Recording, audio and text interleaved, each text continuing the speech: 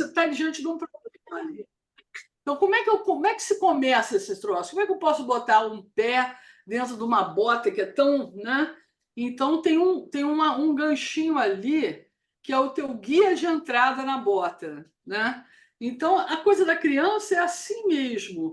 Você pensa assim, pô, como é que a criança vai de zero, né, de conhecimento da língua para isso tudo em 2 anos? Precisa de alguma coisa onde ela se agarra. Aí surgiu esse termo bootstrapping, quer dizer, qual é o botão que eu aperto, onde é que eu dou um start nisso, e começaram a aparecer várias teorias diferentes dizendo que o bootstrapping, ou seja, a forma de começar, era pela sintaxe, era pela semântica, era pela prosódia, era pelo uso, pela pragmática. Então, tem os adeptos de vários tipos de teorias que vão te dizer que o bootstrapping se dá através, né, da sintaxe, através da semântica, e aí eles brigam, né, a respeito disso. Porque tem gente que diz assim, não, na verdade a criança vê padrão sintático primeiro. Depois, não, a criança vê padrão prosódico primeiro. E aí é engraçado a literatura, você começa a ler literatura, a literatura vai para trás, assim, um cara faz com 8 meses, aí o outro Aí ele vai naquele Boston, que é a reunião mais importante de Language Acquisition. Aí o cara falou: pô, 8 meses a criança já está prestando atenção na prosódia. Aí no ano seguinte vem um cara que mostra que aos 7 meses já está. Aí um fala assim: ah, não, mas 6 meses ele já está vendo padrão sintático. Aí a coisa vai indo para trás, em vez de para frente, vai. Entendeu? Eles vão tentando ver qual é a primeira coisa, né? E na verdade isso aí deve ser tudo meio junto, meio acoplado, assim, né? Deve ter vários bootstraps, porque a criança está ali querendo fazer inteligência de tudo, então ela consegue se agarrar num ponto ou no outro. Mas é assim. Agora, essa palavra é simplesmente porque a metáfora da bota é assim muito incrível. Você vê aquele troço tão apertado. Como é que a pessoa consegue botar o pé lá dentro? Né? Como é que consegue fazer isso funcionar? É essa a ideia.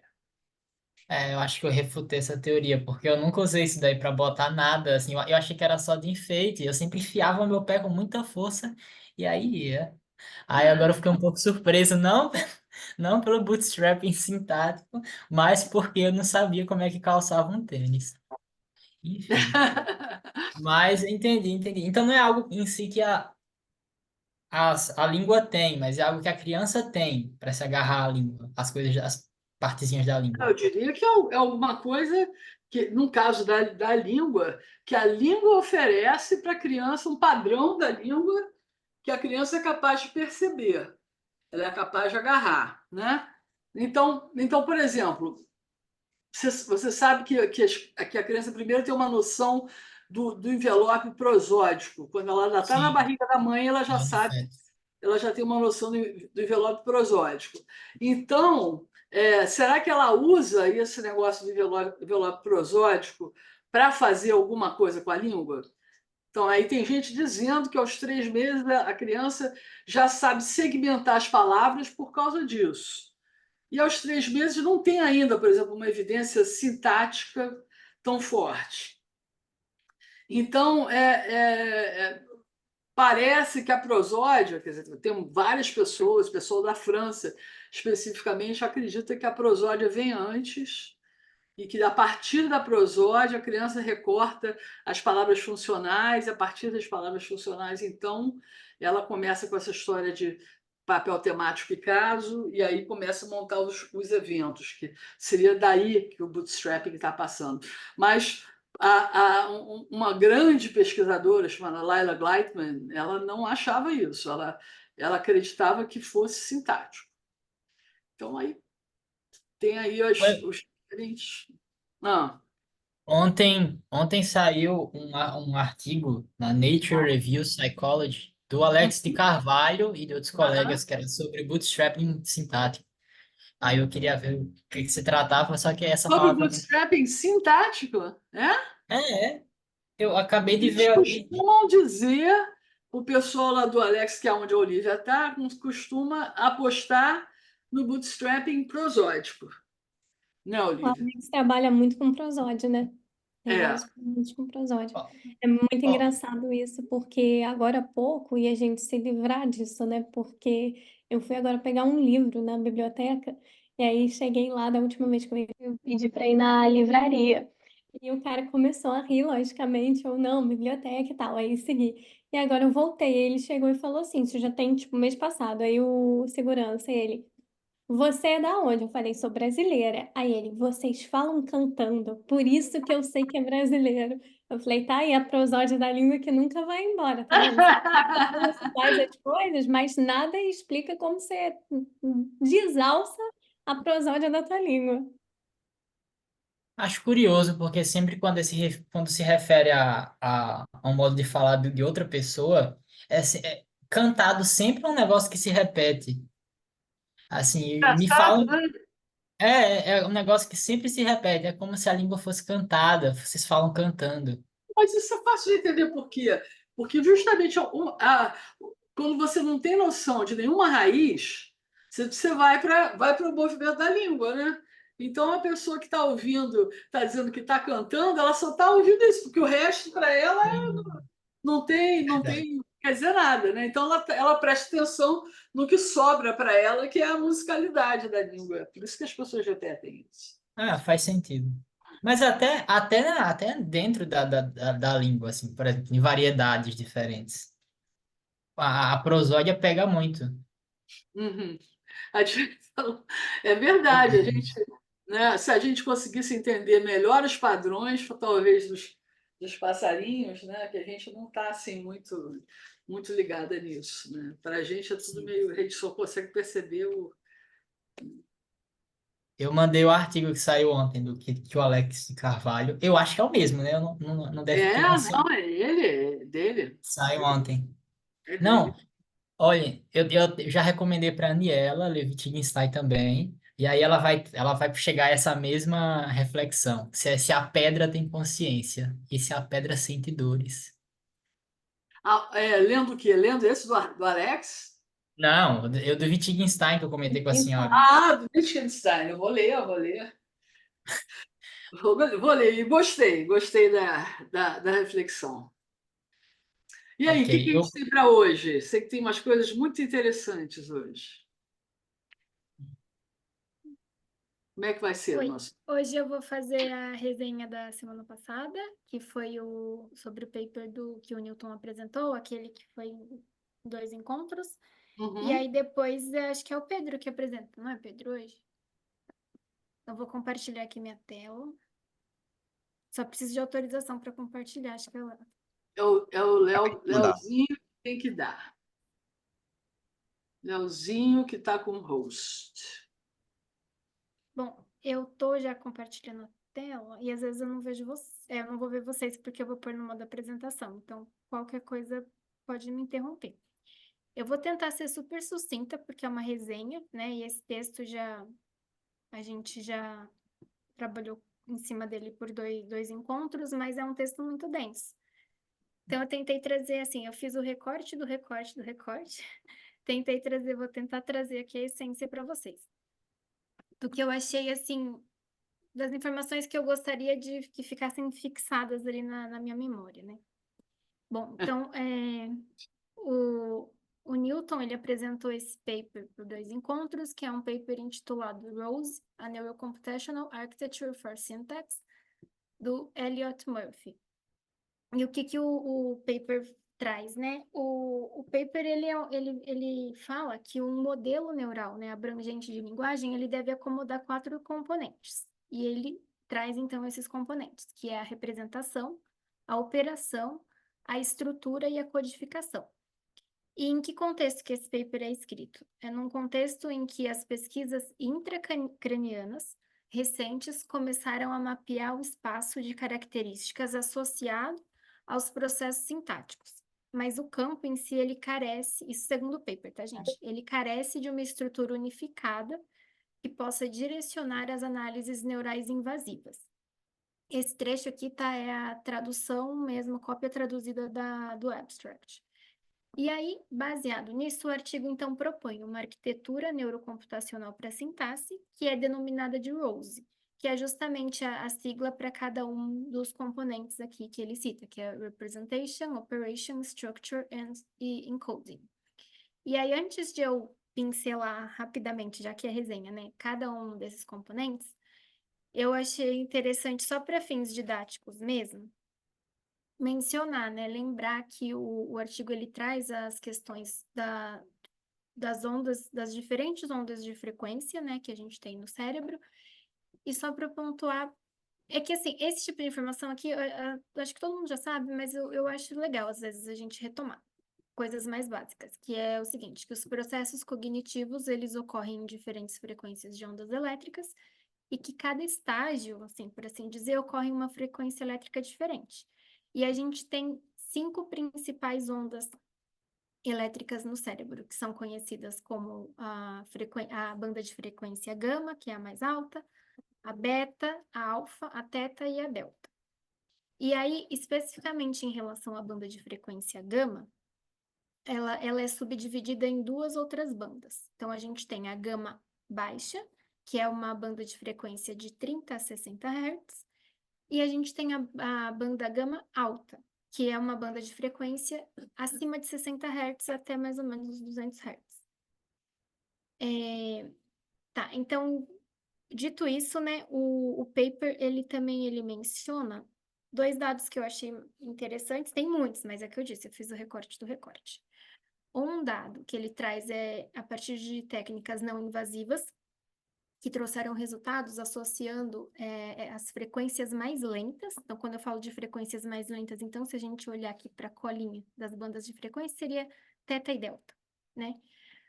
Então, assim, essas técnicas não invasivas têm trazido uma associação entre essas frequências mais lentas e estruturas hierárquicas e as técnicas invasivas, ou seja, as intracranianas, elas têm trazido uma associação entre bandas de frequências mais altas, ou seja, aqui na casa de beta e gama, né? E processos linguísticos básicos e de categorias conceituais. Então, apresentado isso aqui, eu vou agora mencionar mesmo cada uma desses 4 componentes que ele traz no paper, que é a proposta de arquitetura neurocomputacional para sintaxe do Murphy, né? Vamos lá. Em relação ao componente de representação, a gente tem que esse componente, né, ele traz as estruturas de dados básicas da sintaxe, que são entendidas como características atômicas. Então, são tipos de representações mentais. E elas são codificadas em nível de unidade única e em nível de conjunto. Então, em outras palavras, a gente está falando aqui de nível neuronal, de traços formais e conceptuais que serão usados na próxima etapa. E o que vai dar chamar, né, a próxima etapa, o próximo componente, eu tô, assim, etapa ou estágio, estou colocando entre aspas, porque é tudo muito dinâmico, né? Não é necessariamente tão certinho. Acabou essa, já vai começar outra, a coisa é bem dinâmica. Mas o que vai dar o salto, né, desse primeiro componente, que é a representação, para o próximo, que é a operation, vai ser a fase de acoplamento fase de acoplamento de spike. E aí eu lembro que nos últimos 2 encontros houve um pouco de discussão sobre o que seriam os spikes, e aí eu trouxe a definição que o próprio paper traz na página 7, que ele fala que os spikes são are short-timed high-frequency content signals reflecting individual cellular activity. Então, assim, resumindo, os spikes, de acordo com a definição do artigo, seriam os potenciais de ação, que são um disparo rápido de aumento do potencial elétrico de uma célula nervosa, que é o neurônio. Tá? Então, é isso que vai fazer sair dessa fase de representação, desse componente de representação, e ir para o próximo componente, que é o componente de operation, que é a operação. E aí, em qual banda de frequência que acontece essa operation, esse componente? É na banda gama. Aí, se a gente olhar aqui na nossa colinha da tela, a banda gama, então, é uma banda de frequência alta, né? E essa operation são as operações, então, que transformam as unidades básicas de representação desse componente anterior, ou seja, essa operation, ela vai transformar as unidades de traços formais e conceptuais em objetos manipuláveis, acessíveis aos níveis subsequentes de construção de estruturas. Então, é nesse componente de operation que a gente vai ter a combinação do tipo red bolt, por exemplo. E aí aqui a codificação acontece, então, na banda de frequência gama, de alta frequência, tá? Lembrando que a banda de frequência gama é a única que é subdividida em baixa e em alta. Mas, no geral, quando a gente fala de gama, a gente está falando de uma alta banda de frequência. E aí a gente vai ter o que o autor, né, o Murphy, ele vai denominar o nome da fase de acoplamento de fase de amplitude, essa transição entre essa fase de operation e a próxima fase, que é a fase de structure, que é essa daqui. E aí ele vai trazer para a gente, né, que nessa fase de structure, o que acontece é uma sincronização das ondas, né, da banda de baixa frequência e do código de acoplamento de frequência cruzada para as inferências estruturais recursivas.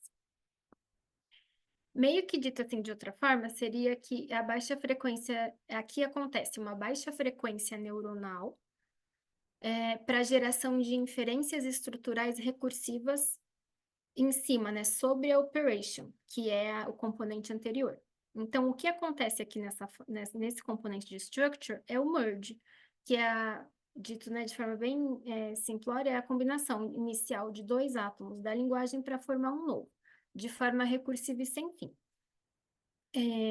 O que limitaria aqui seriam questões de memória, não de linguagem. O que a gente tem aqui nesse componente de structure é o acoplamento das bandas baixas. E as bandas baixas, se a gente olhar na cola, porque eu coloquei essa colinha aqui de todas as frequências, a gente vai ver que são as bandas teta e delta. Então, assim, esse componente de structure, o merge, em termos de bandas de frequência, ele ocorreria, de acordo com o paper, nas ondas mais lentas, que são, então, delta e delta.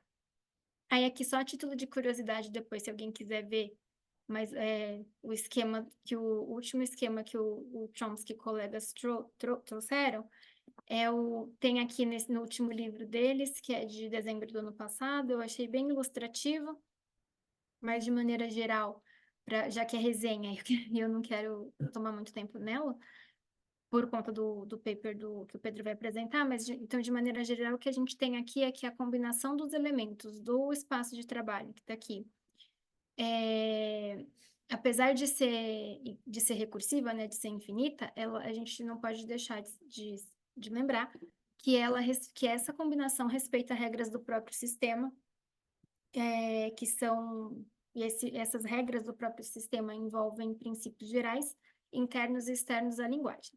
E que o output de uma combinação aqui vai funcionar como o input da próxima combinação, do próximo merge. Bom, eu estou seguindo porque é resenha, mas quem quiser me interromper pode ficar bem à vontade. Aí a gente chega, depois, então, a gente teve até agora o primeiro componente, que é a representação, o segundo, que é a operação, o terceiro, que é a estrutura, que é onde a gente tem o merge, que eu acabei de explicar, e por último, a gente tem esse componente de codificação. Nesse componente, a gente tem workspaces locais e globais para memória lexical, que é um tipo de memória que funciona de forma linear, num processo bottom-up, e para memória hierárquica, que funciona num processamento top-down. E aí, o que esse esquema está mostrando para a gente é que as traveling waves... E como que eu poderia traduzir? Ondas viajantes? Eu não sei se traduz isso, Nel. Tá sem áudio. Viajantes mesmo. Então, a gente teria ondas viajantes de delta para teta, e nessas ondas viajantes de delta para delta, o processamento que estaria ocorrendo, né? O fenômeno que é formado nessa banda de frequência é a memória hierárquica. Aí, só para lembrar que nessas bandas delta e teta, elas são ondas de baixa frequência. Que, não sei se vocês estão vendo meu mouse, mas está na sacolinha aqui da tabela das ondas de frequência. Já nas ondas viajantes de teta para gama, então de teta aqui, que é uma baixa frequência, para gama, que é de frequência mais alta que a gente tem, ocorreria a memória lexical. E nas ondas viajantes de delta para gama, que é Low frequency. a frequência mais baixa para a frequência mais alta, ocorrem os processos combinatoriais. E assim, resumindo bem, seria isso. E aí, o que eu achei interessante também, o paper traz aqui é só assim, coloquei as 4 operações, os 4 componentes, juntinhos aqui que eu acabei de explicar. E aí aqui, bem mais para o final do paper, o Murphy traz um esquema, que eu achei interessante trazer aqui também, que ele traz nesse esquema a arquitetura dos 4 componentes ao redor da região frontotemporal. Então, a gente tem a representation, a operation, a structure e o encoding. E isso aqui nessa parte de cima. E nessa parte de baixo do esquema, ele traz as várias interações de frequência propostas para a implementação da estrutura hierárquica.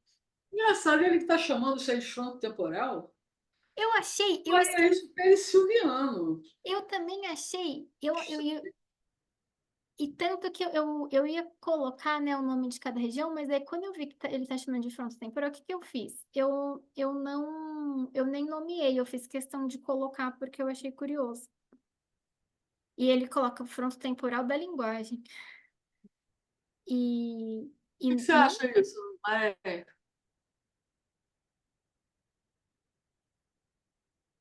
Você não falaria peniciliano? Tá Porque certo. De assim, frontotemporal, é, acaba sendo uma outra maneira de rotular a mesma coisa, né? você acha? Frontotemporal é mais ou menos peniciliano.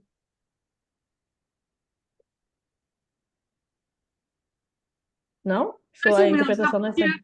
não, é porque você fala fronto temporal e, na verdade, só tem um pedaço assim de frontal, o resto todo é temporal. É meio estranho falar, na minha opinião, pelo menos, falar fronto temporal. Acho que se falasse peniciliano, bom, tudo bem, vai ver que é a mesma coisa. Uma vez eu li recentemente um artigo da Friedrich também, que ela menciona algumas regiões do lobo temporal e só o giro frontal inferior, e ela chama de frontotemporal também.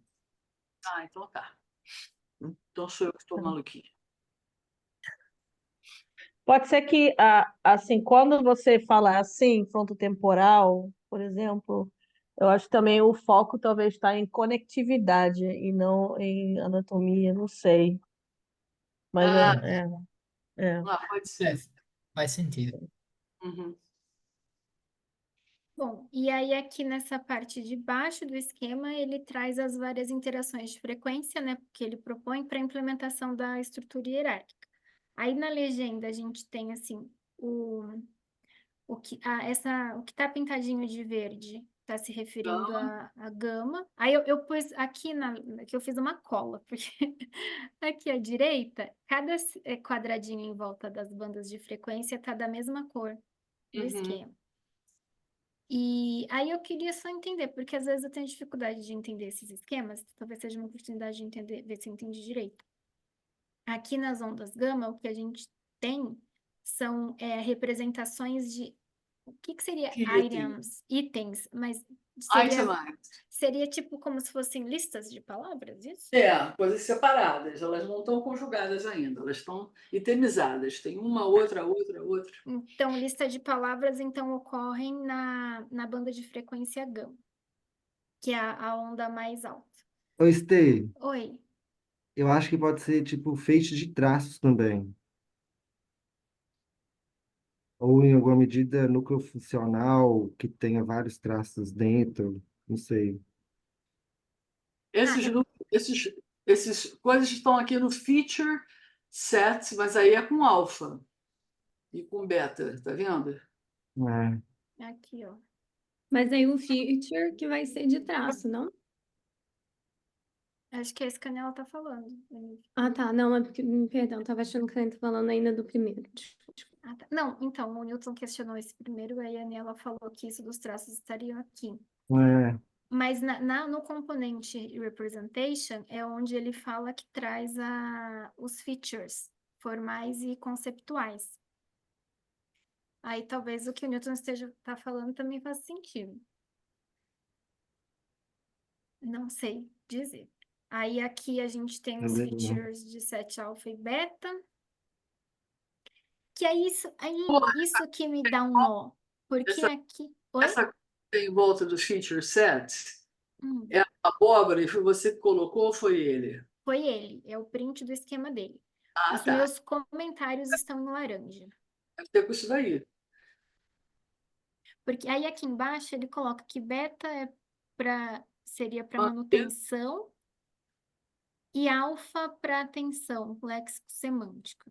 uhum. Aí meu questionamento seria: esses feature set alfa daqui seria relacionado a traços de atenção léxico-semântica? Eu fiquei com essa dúvida também, mas nossa, você está mandando muito bem. E os features do set beta seria para manutenção? Porque é o que está embaixo na legenda, né? Aham. Então eu acredito que sim, mas certeza também não tenho.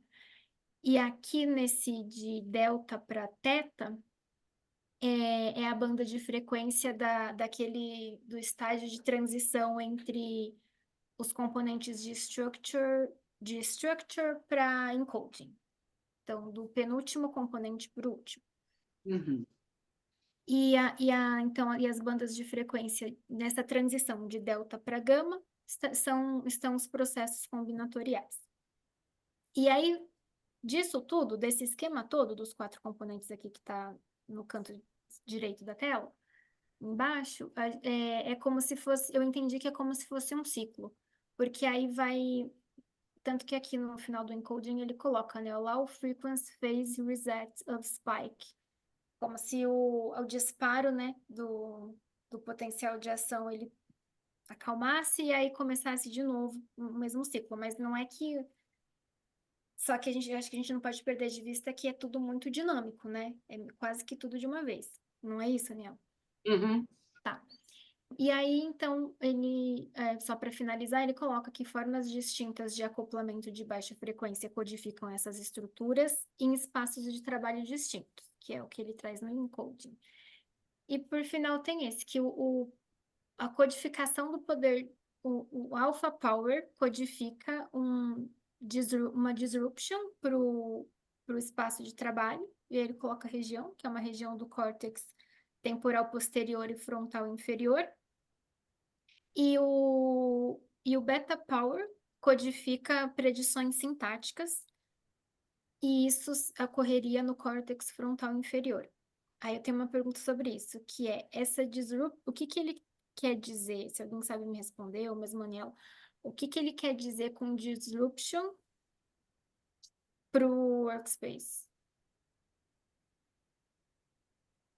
É porque geralmente essas ondas são sincronia, então elas meio Sim, que ficam seria uma quebra da sincronizadas. sincronia, então. É, meio Tá. que desincroniza, talvez. Qual Talvez, né? Até porque o alfa, ele é. O beta, na verdade, ele é de manutenção e o alfa é de atenção. Faz sentido.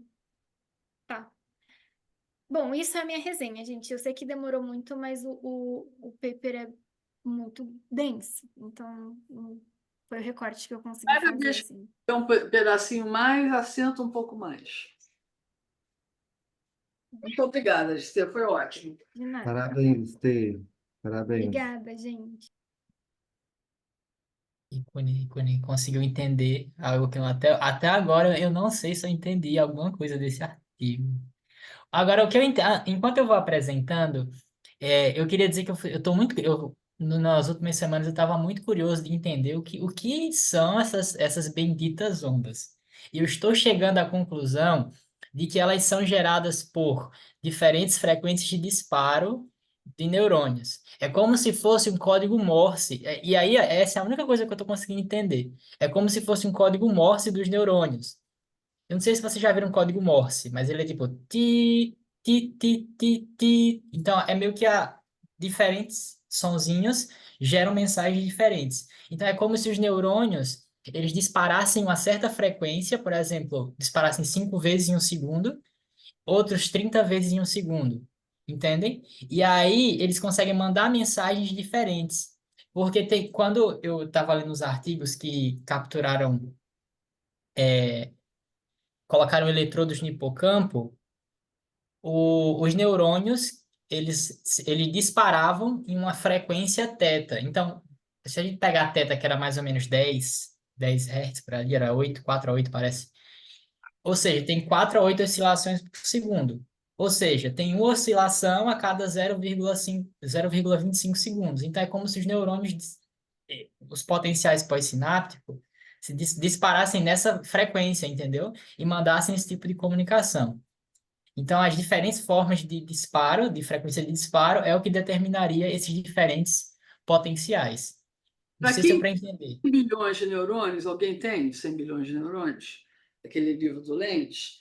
Ele dá exatamente essa figura do código Morse e explica como é que o cérebro entende esse código Morse que tem a ver com os disparos. Tá? Ah, eu me senti inteligente agora, entendi certo. Pode se sentir, porque é o exemplo que ele dá, e ele ainda tem uma figurinha de alguém fazendo o código Morse e as ondinhas em cima. Tá? Se É, alguém só que não é potencial. Assim, a gente, quer É dizer, pós-sináptico, né? não no sentido de que potencial é a altura ou a direcionalidade, e a frequência é quantas Ah, eu tô... vezes em determinado período. Isso, isso. Isso. É tipo, Ah, é não, como se tá certo. fosse a frequência de potenciais pós-sinápticos que acontecessem, entendeu? Entendeu? Isso. Uhum. Ok. Ele vai, e aí vocês acharam, nossa, nos livramos dessas benditas ondas. Não, elas vão voltar a aparecer neste artigo, que não tem nada a ver com ondas, mas que tem tudo a ver também. E a gente vai entender por quê, tá? Bom, esse é o artigo que eu vou apresentar hoje. É o Hierarchical Dynamic Coding, Coordinate Speech Comprehension in the Brain. É um trabalho da Laura Williams, e como colaboradores está o Alec Marantz e o David Pople. Ele é muito pequenininho quando vocês vão ler, mas ele é muito difícil quando vocês vão entender o que é que eles fizeram para encontrar esses resultados, que é o que eu vou tentar explicar e eu acho que é a parte mais chatinha do artigo. Mas, assim, para começar tranquilo, basicamente o que o artigo se pergunta é o que acontece quando a gente ouve uma sentença? Digamos assim, o que acontece quando a gente ouve uma frase? Como alguma frase simples, como o amigo do meu vizinho consertou o carro. A gente processa primeiro os sons, os segmentos dos sons, ou a gente começa analisando primeiro a frase como um todo? Porque se a gente pega nos níveis linguísticos, a gente vê que existe uma hierarquia, em que os menores segmentos são fonéticos, são os segmentos fonéticos, e a gente chega aos maiores, por exemplo, sintaxe, semântica, que são estruturas um pouco maiores. Ou seja, na linguagem existe uma hierarquia, só que quando a gente ouve uma frase inteira. E como é que a gente entende uma frase? É o todo, e depois cortando em pedacinhos? Ou é pegando os pedacinhos que a gente ouve e indo juntando? Ou, que é uma opção também, tudo acontece ao mesmo tempo. Pois é. Por quê? Porque o cérebro, quando a gente vai pensar em como ele precisa lidar com as informações linguísticas, ele precisa, ao mesmo tempo, quando ele ouve uma informação, e a informação é processada ali na cóclea e vai para o cérebro, ele tem que manter aquele sonzinho lá, por exemplo, um som o som A do amigo, por exemplo, ele tem que manter aquele A para juntar com os outros segmentos de sons, não é? E ao mesmo tempo que ele precisa manter esses elementos para serem juntados a outros, o cérebro também precisa atualizar para receber novas informações. Então, parecem dois processos contraditórios. Como é que o cérebro consegue, ao mesmo tempo, manter algo e atualizar algo? Ou seja, como é que ele consegue lidar com informações velhas e novas que vêm ao mesmo tempo? Bom, uma representação, ela pode ser mantida por longos períodos de tempo, recrutando sucessivamente diferentes populações neuronais. Essa é a hipótese do artigo. Ou seja, é como se um pedaço do cérebro representasse o A, aí depois mandasse para outro pedaço, e aí vinha o M. Aí, quase como se fosse uma esteira de produção, sabe? E aí diferentes partes do cérebro vão se atualizando e vão lidando com essas informações que ficam, enquanto as que foram atualizadas, que não estão sendo mais usadas, recebem novas informações. Eu achei o exemplo da esteira o mais didático possível. Então é como se ele fosse andando na esteira e novas coisas fossem sendo colocadas no início. Então, e essa esteira, obviamente, seriam as populações de neurônios no cérebro. E aí, novas populações para cada representação impedem interferência entre representações sucessivas. Porque uma coisa que acontece é, a gente não confunde as palavras e os sons quando a gente ouve uma frase. A gente entende que existe uma separação aí entre o amigo do meu vizinho consertou o carro. As coisas não se misturam na nossa cabeça. Então, o cérebro, ele consegue lidar, quando ele pega novas populações de neurônios, em sequência, ele consegue evitar que duas representações na nossa cabeça se confundam, ok? E eles vão chamar isso de codificação hierárquica dinâmica, ou em inglês, né, Hierarchical Dynamic Coding, ou HDC, que é a hipótese que eles vão postular. E aí, como é que se testa isso? Como é que a gente vai saber que se o cérebro processar tudo ao mesmo tempo? E aí, o que foi que eles fizeram fazendo vários sujeitos passarem 2 horas sentados ouvindo histórias, enquanto um MEG, que é um magnetoencefalógrafo, captura as ondas magnéticas. Bom, de forma sintética, eu acho que o melhor, eu nunca entendi direito como é que um MEG funciona, porque eu nunca entendi direito como é que uma onda eletromagnética se propaga. Até que um amigo meu que é engenheiro me disse que o melhor exemplo para explicar isso é como se o nosso cérebro, digamos que fosse um laguinho tranquilo, um lago com água parada. E quando a gente processa a informação, é como se jogasse uma pedra no lago. Quando você joga uma pedra no lago, não formam umas ondinhas em formato circular que se propagam para todos os lados? Assim, acho que você já teve essa experiência. Então, vai uma onda se propagando, e quanto mais ela vai se propagando pelo resto do lago, essa ondinha circular, menor ela fica. E isso é uma onda magnética. Então, é como se quando uma população de neurônios no cérebro disparasse, um campo elétrico, um campo magnético, ele se propagasse nesse formato circular para todos os lados, e aí o que tiver mais perto, obviamente, consegue pegar esse campo com mais força. Então, é basicamente isso que o MEG pega quando ele está analisando. São esses campos magnéticos que se propagam por todos os lados e que chegam aos sensores que ficam na cabeça das pessoas. Espero que eu não tenha falado nada errado, tá? Bom, e aí, eles. E essa foi a parte que eu achei mais interessante desse artigo. Eles analisaram 54 traços linguísticos divididos em 6 níveis de representação. Então, eles pegaram semântica, sintaxe, eles dividiram em duas, como operação sintática e estado sintático, a gente vai ver o porquê. Classe de palavra, lexical, sublexical, que é o nível dos morfemas, e fonêmico, que é o nível dos sons. Tá? Então, eles analisaram 54 traços. Eles pegaram 4 histórias de texto e analisaram 54 traços linguísticos em cada palavra desses 4 textos. Ou seja, isso deve ter dado um trabalho horrível, horrível. Mas aqui vocês podem ver mais ou menos qual foi a ideia deles. Eles colocaram aqui, por exemplo, algo como o gato gordo desapareceu. Você tem a frase inteira, mas também você tem as classes, você tem os morfemas, as sílabas e os sons, os fonemas. Então, você tem esses vários níveis dentro de uma mesma frase, tá? Então, eles analisaram esses 54 traços. Aqui, eu acho que foi o melhor exemplo que eles botaram, porque eles mostram como diferentes populações de neurônios seriam recrutadas ao longo do tempo para representar, para ficar se atualizando e mantendo ao mesmo tempo outros elementos linguísticos.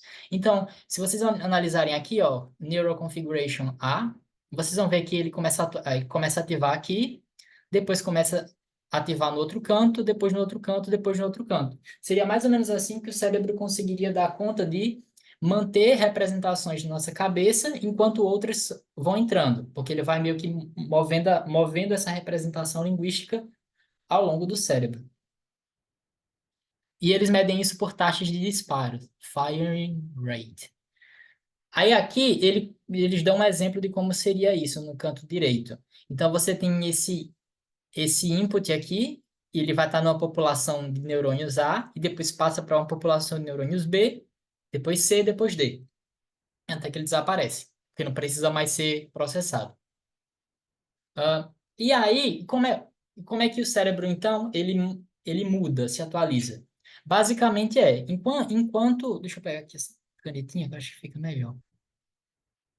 Enquanto esse 1, ele passa para o B, ou seja, passa para outra população de neurônios, esse A fica livre para receber uma nova informação. Depois essa nova informação passa para a população B. E isso que estava aqui em B vai para C. Entendem? Então, enquanto esses vão subindo, esses vão entrando. Aí vão subindo, o outro entra. Vão subindo, o outro entra. Então, assim que o cérebro conseguiria dar conta. E aí, traços que são menores, por exemplo, quando a gente pega um traço como vozeamento, para dizer se uma vogal, se uma consoante é surda ou sonora, por exemplo, P e B, ele é um traço pequeno, recrutaria uma população de neurônios pequena. Já um traço grande, por exemplo, um sintagma, uma frase, ele recrutaria uma população de neurônios maior, tá? Espero que tenha dado para entender até aqui. Se tiver alguma dúvida, é só Só abrir o microfone. uma coisinha, volta lá. Só para marcar que, mais ou menos, quando o A2 entra, o estado do cérebro está processando o B1, tá vendo? Isso. Né? Então, vai ter um processamento paralelo aqui, de acordo com isso, que é A senhora assim. já chegou à conclusão. Hã? A senhora já chegou à conclusão do artigo, mas é isso mesmo. Aham. Tá, você. Aí, Aham, vai. não, eu ia dizer que aí, essa população de neurônios A, ela vai sendo atualizada enquanto a informação passa para a população de neurônios B, entendeu? Então é assim que ele consegue. É como se fosse uma esteira mesmo, sabe? Assim, os elementos vão andando na esteira e aí esse início da esteira fica vazio para você colocar novas coisas. Então é como se fosse uma esteirinha de produção mesmo. Agora, eu O achei meu, interessante que ele livra o comecinho do B, tá vendo? Do B1, o comecinho do B1, Sim. ele é um momento ali só do B1, tá vendo? Então é assim, esse engajamento desse novo estado, ele livra o início, né? E depois vai de si ali, então vai junto. Isso é um Uhum. cuidado interessante, né? Porque a gente realmente tem um tratamento especial para o início de uma nova fase. Se você fizer bastante perceber bem como é que você está pensando, você vai ver que isso acontece. Que a gente está fazendo, a gente consegue perceber isso, que faz isso. Quando uma informação nova entra, tem um pouquinho mais de distinção. Eu acho que vai acabar, essa parte vai acabar entrando na discussão um pouco mais à frente, Ah, quando aparecerem os gráficos, que aí vai ficar mais tranquilo de enxergar isso. tá certo. Bom, é o que foi ô que eles fizeram. Pedro, eu estava vendo, né, esses gráficos que você mostrou, é, que você associou também a população neuronal, né, mas eu também associei a tempo sustenido, né, então o que você depois vai ver também nos resultados, que esses traços menores, eles têm um tempo mais curto de Sim. ativação e os outros níveis, elas têm tempos mais longos, né, assim, de ativação sustenido, não é isso?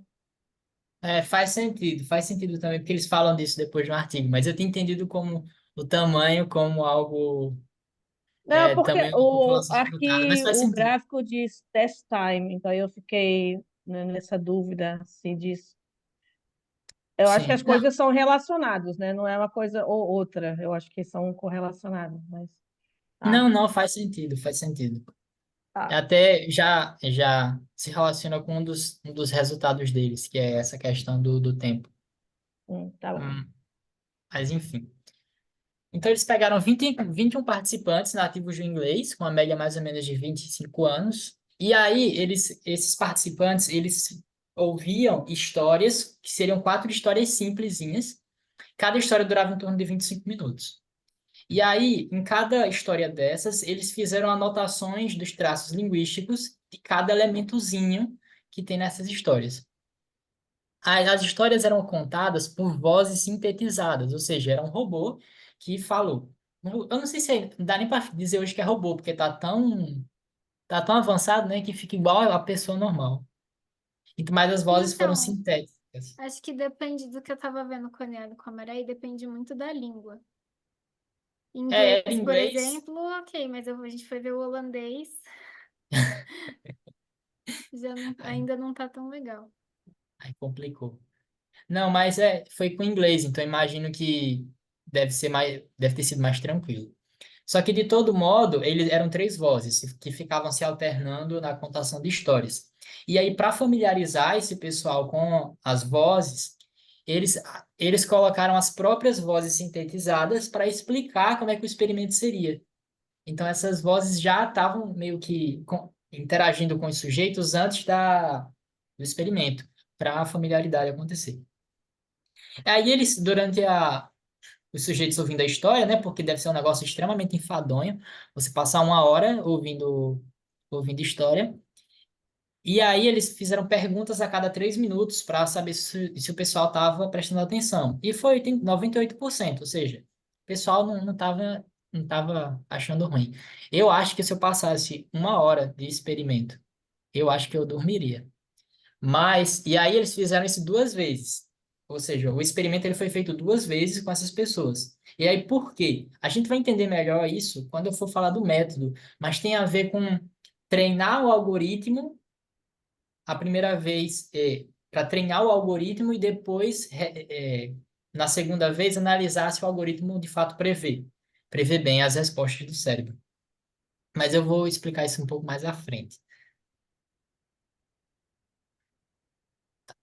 Eles utilizaram MEG de 208 canais, uma frequência de amostragem de 1000 Hz, com uma filtragem online de 200 Hz.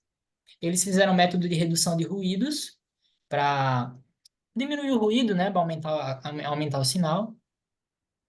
E eles fizeram uma filtragem offline de 0,1 a 50 Hz. Eles utilizaram MNE Python, ou seja, se eles conseguem, a gente também deve conseguir usar isso de algum dia.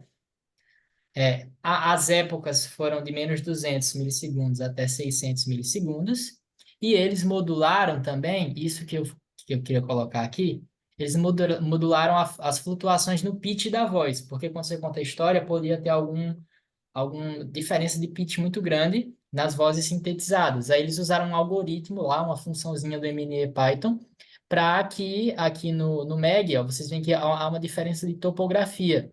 Quando eles utilizam essas modulações pela função do MNE Python, você vê que tem uma diferençazinha aqui nas flutuações de pitch, porque eles conseguem meio que reduzir esse probleminha, tá? Mas, em geral, esses foram os métodos. Agora a gente vai analisar um pouquinho, passando rápido, só os traços que foram utilizados. A gente teve traços fonêmicos, e aí teve traços de vozeamento, de modo de articulação, de ponto de articulação, eram inúmeros. Se vocês já estudaram fonologia, sabem que tem uns 5, 6 pontos e modos de articulação, mas foram vários.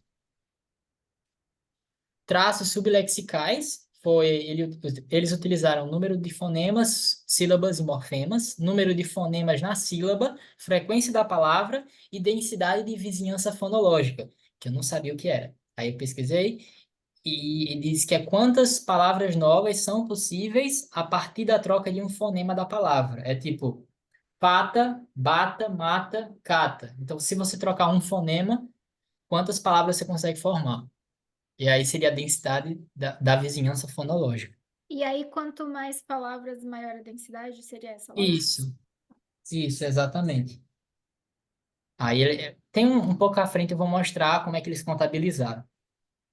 Traços de classes de palavras foram as classes de palavras que a gente já conhece, então tem nome, verbo, adjetivo, mas como é do inglês, tinha umas classes do tipo WH, né, que é aquelas palavras QU, que eu não sabia que era uma classe, e existential there, que é aquele there is, there are, que é o nosso haver, né? Isso aqui é uma classe específica que eles trataram. Aí eles trataram de operações sintáticas, que aí eles contabilizaram o número de nós fechando, ou seja, quantos sintagmas eles se encerram naquela palavra. Então é um sintagma nominal no final dele ali. Além dele, quantos outros sintagmas se encerram. Eles também analisaram quantos sintagmas se abrem em uma palavra. E eles analisaram também, no estado sintático, quantos nós permanecem abertos em uma palavra.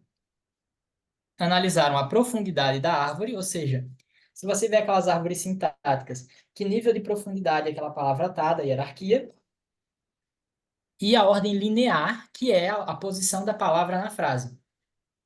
Eles também utilizaram isso daqui, que pode parecer estranho, que são os vetores semânticos.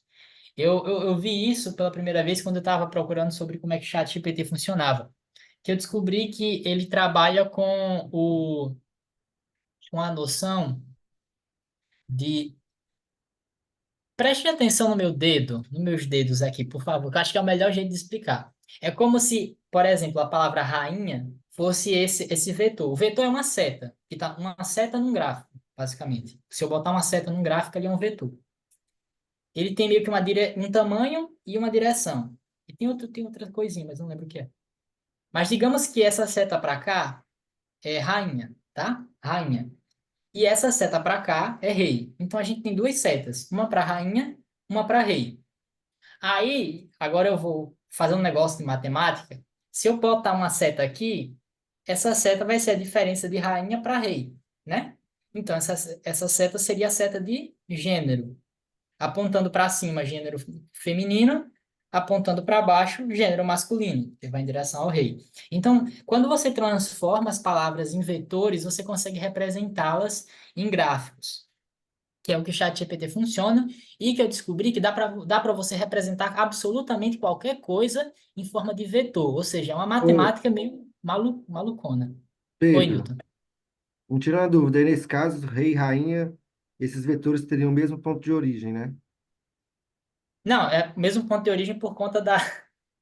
Não, Não, sei, mas... não há Sim, dúvida. sim. Não, faz sentido, sim. Aí, por exemplo, um vetor ele poderia ser mais perto ou mais longe do que outro, entendeu? Tecnicamente são várias palavras da língua.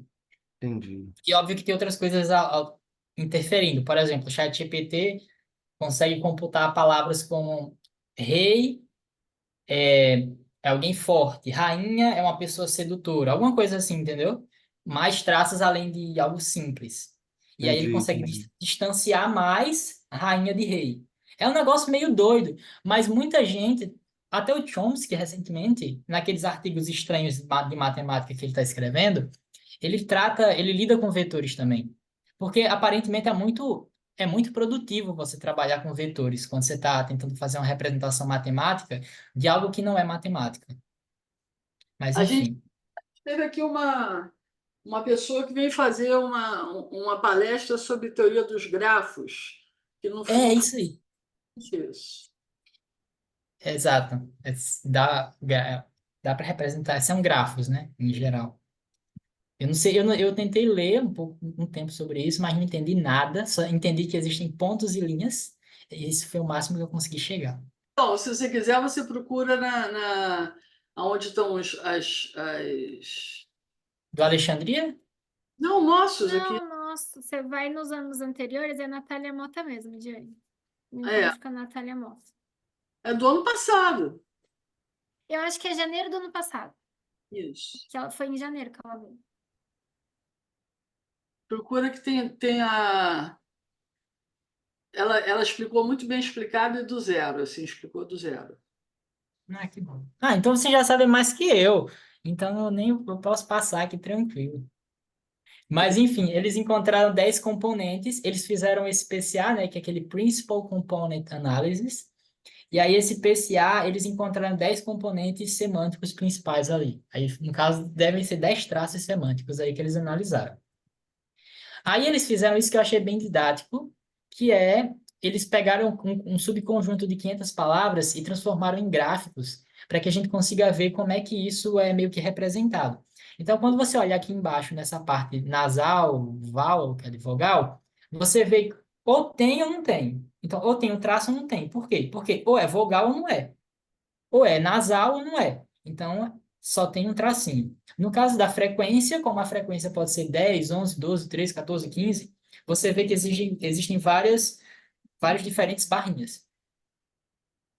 Morfemas, aqui eu demorei a entender, mas eu acho que é tipo, só tem a raiz, tem a raiz e um prefixo, ou pode ter uma raiz, um prefixo e um sufixo, porque existem três possibilidades dessas É, barrinhas aqui. Verbo e nome é a mesma coisa, ou é um nome ou é um verbo ou não é, então é só 0 e 1. E aí os outros elementos vocês já podem ver aqui que então tem uma variação maior, tá?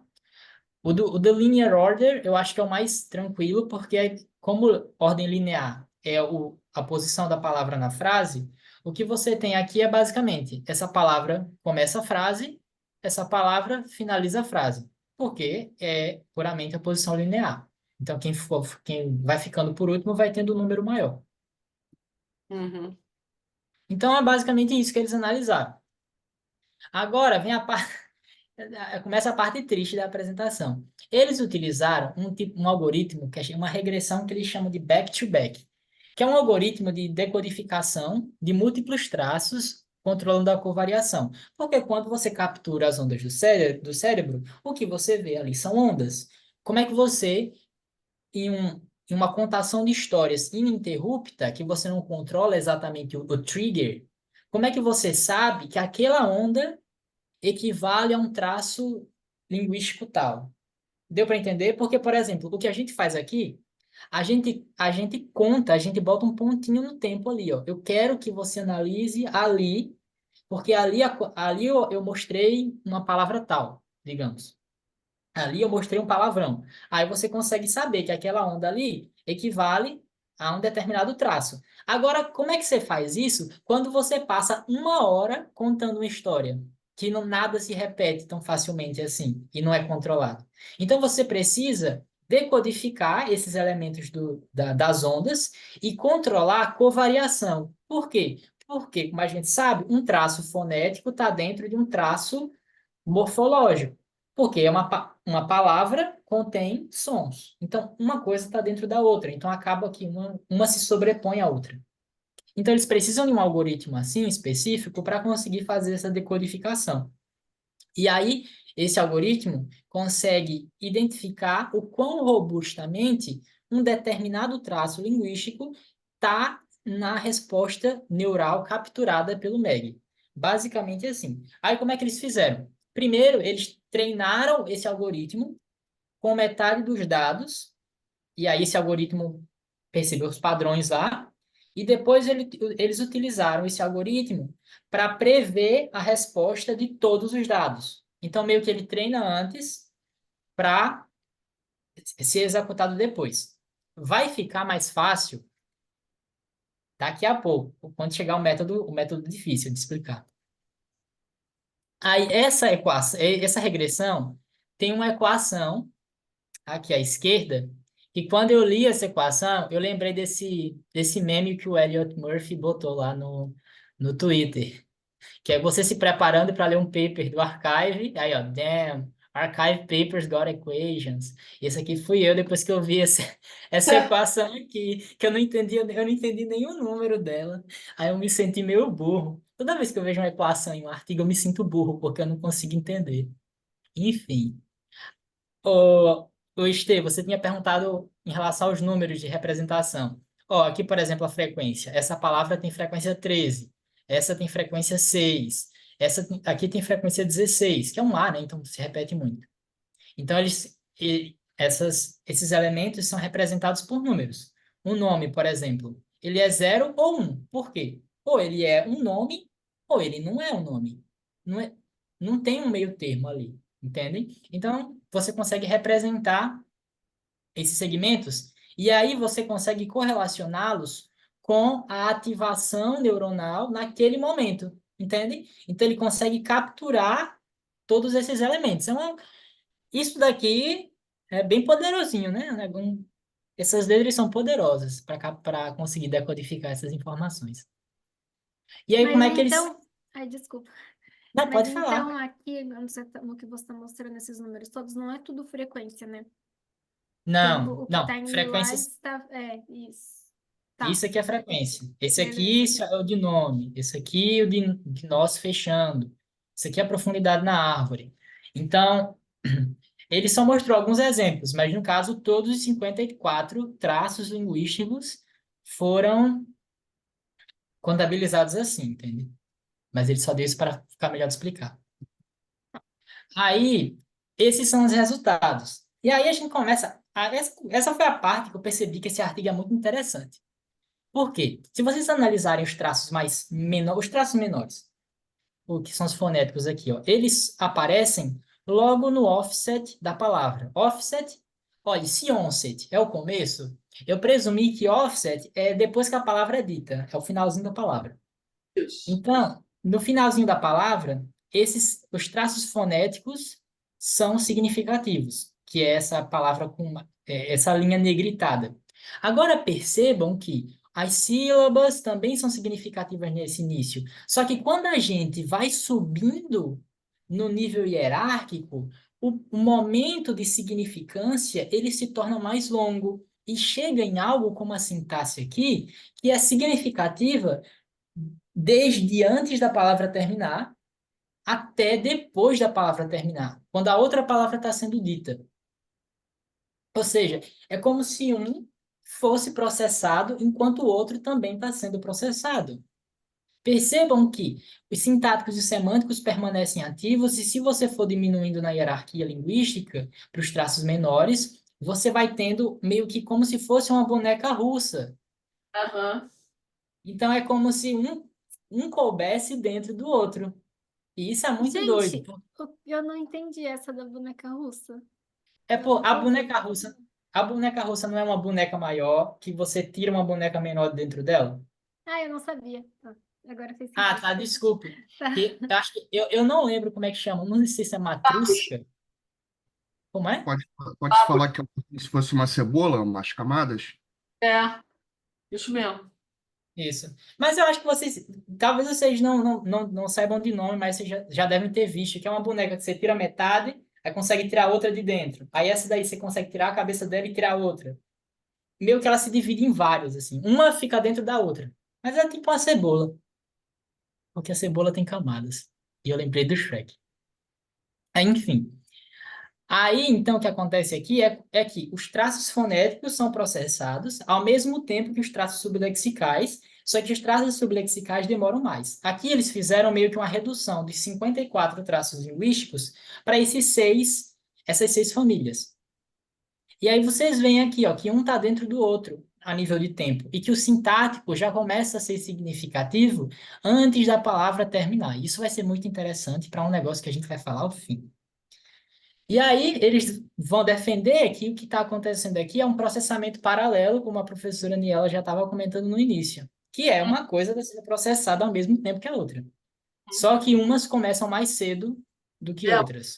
E aquele tempinho, aquela diferençazinha que ele mostra lá no início, está aqui nesses gráficos. Você consegue ver que o início demora um pouquinho mais para começar a acontecer. Exatamente. Mas, Pode falar. muito interessante. Não, estou só impressionada. Muito Ah, interessante. sim. Não, e não terminou, né? A parte mais legal vai começar daqui a pouco. Aqui, eles veem os níveis de correlação. Então, é uma correlação absurdamente alta, assim, uma correlação negativa aqui, que é assim, os traços mais altos começavam mais cedo, basicamente. E a correlação é muito alta aqui entre o padrão de ondas e os traços da família, entende? Então, é um resultado muito robusto. E aí eles normalizaram esses dados e notaram. Normalizar é você transformar em uma mesma escala, basicamente. Porque aqui eles estão em escalas diferentes, ó. Aqui está o nível de significância está em 0,2, 0,25, aí está 0,5. Então, quando você analisa o nível de significância numa mesma escala, no mesmo ponto de 0 a 1, aí eles notaram que os dados sintáticos começam a ser processados mais cedo do que os dados fonéticos, e que começam a ser significantes já quando a palavra vai terminando, ok? Então, é basicamente isso que eles analisaram aqui. Tá. Agora, a gente vai para a parte que me assombra, desde a primeira vez que eu apresentei um artigo aqui. Eles fizeram outro método, eles chamam de Temporal Generalization Analysis, que basicamente eles analisam como uma representação evolui ao longo do tempo. Que basicamente eles querem ver como é que vai do A para o B e do B para o C, desse gráficozinho aqui que a gente estava analisando no início. Como é que diferentes populações, se isso de fato acontece, se diferentes populações vão ser motivadas de fato, tá? E aí também é um modelo. Aí foi nesse momento que eu percebi porque eles fizeram 2 vezes o experimento. É porque na primeira vez eles testaram o modelo e depois eles treinaram o modelo primeiro e depois testaram. Então, os dados do primeiro experimento serviram para treino, basicamente, e os dados para o segundo experimento que eles fizeram para teste. E aí eu fiz um desenho aqui muito didático, em algum momento ele vai aparecer. Mas aí eles basicamente queriam ver isso, como é que essas representações se atualizavam ao longo do tempo, como é que elas mudavam. Se de fato diferentes populações de neurônios são recrutadas para representar essas palavras que ficam sendo mantidas lá para o processamento. Essas palavras não, essas fases, né? Isso, Tá. que eu estou confundindo aqui, há muito termo difícil. Peraí. Essa análise de generalização de tempo, eu nunca tinha ouvido falar, não sei se vocês conheciam, mas ela é basicamente o Multivariate Pattern Analysis, que é aquela análise de dados de ressonância magnética que transforma o cérebro em um conjunto de cubos, de cubinhos que se chamam voxels, né? Mas eu prefiro chamar de cubo porque é mais fácil de ver na cabeça. Então, é como se o cérebro virasse inúmeros cubinhos, né? E aí você analisa os padrões de ativação conforme esses cubinhos. Em qual grupo de cubinhos teve mais ativação do que outros. Só que esse MVPA, como eu vou chamar agora, ele não é bom na escala temporal. Ele consegue, tipo, como é que uma coisa vai evoluindo ao longo do tempo. E aí, esse método de temporal generalization, ele vai tentar resolver isso, que é você treina esse algoritmo em um tempo T, ou seja, por exemplo, num teste, e depois você repete para ver se ele de fato consegue decodificar, tá? E Pedro, aí, Oi. eu não entendi por que que necessariamente o Multivariate Pattern Analysis tem que ser de fMRI. Porque aqui não é dado de fMRI, né? Aqui é sensor. Isso, e na verdade o fMRI é porque pois eu peguei desse artigo aqui, que eu não tinha entendido. Que eles falam que é um dado, é um tipo de análise que é muito comum para fMRI, mas ele também parece que é usado para EG, né? Algumas coisas assim. Porque o multivariado é que diz mesmo em relação às, né, às multivariáveis, não necessariamente. Então, Ah, porque tá. nesse sentido, a localização, né, ou a divisão em cubinho, né, como você fala assim, isso por si só também, né, eu não sei se isso entra como variável, mas assim, eu entendo que não é assim, não é necessariamente relacionado a esse dado, né, de focos de fMRI. Tanto Ah, que tá. aqui eles Não. estão analisando o MEG, né, por exemplo. Isso, isso. É, Então, Eu acho que foi porque eu entendi pouco o artigo do Derrani. Mas, Não, não, não, tranquilo. Eu acho que eu também não sei explicar, mas me parece que é, né, assim, análise de padrão de ativação, né, isso. diferentes distribuições de análise de ativação relativo a múltiplos variáveis, né, assim. Eu lembro, eu acho que eu coloquei fMRI porque eu acho que o Derrani, ele fala que é muito utilizado para fMRI. Ah, tá. Ele comenta que esse MVPA foi introduzido inicialmente para analisar os dados do fMRI mesmo. E aí Isso, depois ele se tornou útil para basicamente qualquer análise refinada de dados do cérebro. isso. Aham, Né? isso. Mas enfim, aí esse temporal generalization, essa aqui é minha maior obra didática. É basicamente assim, digamos que esse fosse o padrão de ativação do cérebro. Então ele construiu uma linhazinha aqui. O modelo foi treinado para identificar essa linha. Então, se você repetir o experimento e o modelo conseguir captar de novo esse padrão, ele vai entender que o padrão que ele encontrou está relacionado a um determinado traço linguístico. Então, é por isso que você treina primeiro e depois repete, porque aí o modelo vai ver o quanto ele se iguala. Porque se ele não se igualar, quer dizer que não tem correlação, entendeu? E aí esse modelo é como se ele ficasse fazendo fotos do cérebro. Que basicamente aqui, ó, aqui vocês veem ao longo do tempo a topografia da cabeça da pessoa. Vejam que ela vai mudando com o tempo, aqui, né? E aí o modelo vai fazendo meio que fotos desse momento aqui para capturar e ver se correlaciona, entende? Ó, ele tira uma foto aqui, ó, tan, outra foto aqui, tan, outra aqui, outra aqui, outra aqui, outra aqui. E aí ele meio que vai conseguir capturar esse padrão de ativação assim, entendeu? E aí, o resultado são esses benditos gráficos de quadradinho que não me abandonam. E aí, esses gráficos de quadradinho, eles têm diferentes. Eu brinco, mas isso é muito interessante. Esses diferentes gráficos, eles conseguem representar diferentes tipos de ativação cerebral. Por exemplo, se três regiões ativadas isoladamente ocorrem, vocês podem ver isso aqui, ó, atividade e os geradores. As atividades são três diferentes, vocês vão ver três pontinhos. Se for apenas uma ativação que permanece ao longo do tempo, vai ficar um quadradão. Se for várias ao longo do tempo, você vai ver vários quadradinhos. Se você tiver esses padrões de volta, por exemplo, A, B, C, depois volta para A. Aqui vocês veem os padrões de ativação. Enfim, vocês estão vendo aqui que ele consegue representar diferentes tipos de ativação de populações de neurônio conforme em diferentes formatos desse gráfico, de quadradinhos. Por exemplo, a força da intensidade da ativação, ele consegue capturar por meio da cor do quadrado, enfim, ele consegue representar tudo.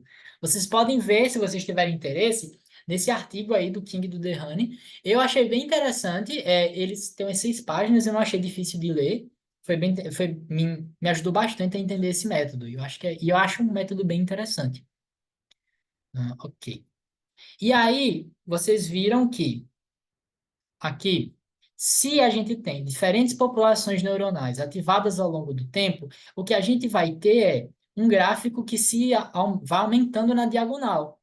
Ou seja, isso mostra que se o gráfico que eles encontrarem for assim, quer dizer que populações de neurônios diferentes vão sendo ativadas ao longo do tempo, que foi justamente o que eles encontraram. Eles encontraram que traços fonéticos vão andando, só que eles andam pouco, porque já se atualizam muito rápido. Traços sublexicais duram mais, lexicais mais ainda. Operações sintáticas mais semântica e o estado sintático também. Então, vocês veem que o que acontece é que tem uma sobreposição de operações que ocorrem em populações neuronais diferentes que vão se atualizando ao longo do tempo. E o mais doido ainda, que no caso da sintaxe e alguns elementos da semântica, já começa antes. E olha que doideira. Isso, o que a gente já está vendo aqui é que o processamento sintático já começa inicialmente, antes do processamento fonológico começar. entendimento dos sons, que leva o grupo de pesquisa a essas conclusões de que fonemas, sílabas e morfemas parecem servir como primitivos de processamento no cérebro. O cérebro consegue perceber fonemas, sílabas e morfemas. Eles sugerem que isso pode ser por causa de que eles podem ser utilizados em diferentes tarefas, como segmentação da fala, construção de palavra, análise gramatical. Eles detectaram múltiplos traços sintáticos, que foram aqueles de operação e de estado, e identificaram a sobreposição temporal no processamento dos traços, que se movem dinamicamente por populações neuronais diferentes para serem mantidos enquanto forem necessários, que foi o que eles encontraram aqui, tá? Desculpa, Eles Pedro, Olha, Léo, eu não entendi. vi seu. Quando você diz que começa antes da fonologia, antes do processamento da fonologia, no caso você já tem que ter tido pelo menos uma palavra, correto? Ou não? Já tem, porque pelo que eu tinha entendido, está relacionado com você ter um contexto. Então, Isso. assim, então, assim, seria um contexto não pragmático, mas linguístico. Então, você já tem que ter tido pelo menos uma palavra, correto? É, faz sentido, faz sentido. Mas, por exemplo, eu não. Eu concordo com o que você está falando, Não, olha só, eu mas. tô mando uma coisa, não. Eu estou realmente tirando uma dúvida para ver se eu entendi. Não, você tá certo, entendeu? Mas é porque eu acho que, por exemplo, o som vai vir primeiro, porque senão não tem como eles ouvirem, entendeu? Mas eu acho que o ponto é o processamento em si, quando as coisas já estão lá postas. O que é analisado primeiro, entendeu? Pelo cérebro. O que é analisado primeiro. Porque, querendo ou não, o som sempre vai vir primeiro do que qualquer coisa, entende? Aí eu acho que por isso eles chegam à conclusão de que, assim, de que o processamento sintático, eles falam em alguma coisa aqui. Depois eu comento. Que o processamento Mas, sintático mas você falou isso, serve né? como Quer dizer, predição. você disse aqui que o sintaxe deve seguir o som naturalmente, mas eu fiquei pensando também que Tem questão de pode expectativa ser, Tava, também. eu não tava- pode ser um efeito top-down, né? Um pouco, de que Mas você então, mas é está, justamente de isso, fato, Maréia. projetando uma estrutura. Sim, É, mas é exatamente isso. Só que assim, eu não estou pensando só no som, eu estou pensando já até numa antecipação do significado.